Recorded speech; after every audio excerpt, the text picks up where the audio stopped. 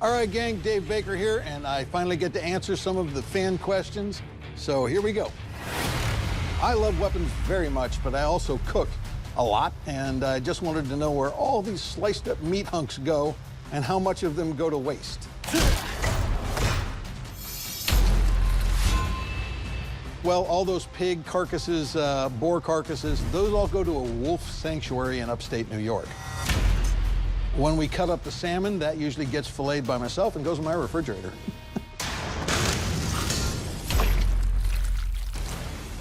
Where did you get those bleeding mannequins?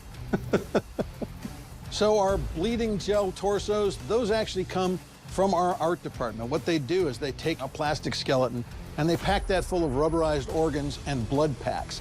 Then they pour ballistics gel around it in a mold and let that set up. Once that's set up, those are our gel torsos. Now that took a lot of time and research to make those molds. We go through them like there's no tomorrow, but art department does a great job setting those things up.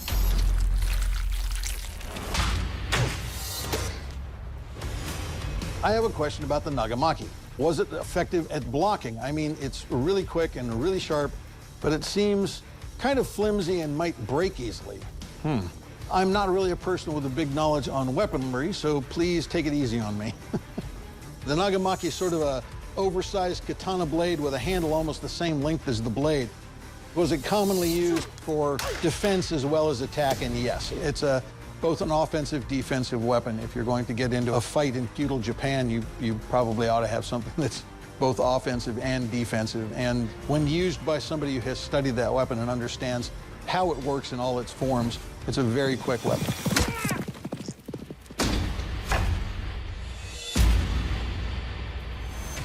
I don't know if William Wallace used a Claymore at the Battle of Falkirk.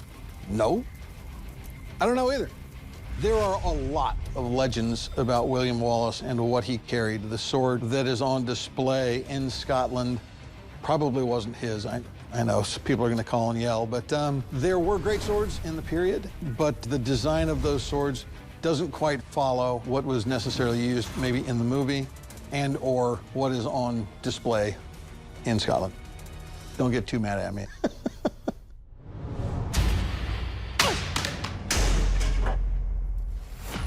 Is the Zweihander not simply a Flambear, or is that just the type of blade? So is the Zweihander we had on the show a Flambear? Yes, the Flambear refers to the actual blade on the thing. You can have a Flambear rapier, you can have a Flambear broadsword, you can have a Flambear whatever you want. Flambear just means flame-like. And so, yes, our Zweihanders were Flambears. What's the difference between a Hussar and a Messer? A Hussar is a position in the military. They were horse cavalry. The Hussar saber is a curved saber. A Messer is actually a blade. There's the Kriegsmesser, Grossmesser, Standard Messer, and it's basically a chopping blade. It usually had a knuckle bow, a small guard, sometimes a pommel, sometimes not. So what's the difference between a Hussar and a Messer? A Hussar is a person, a Messer is a sword.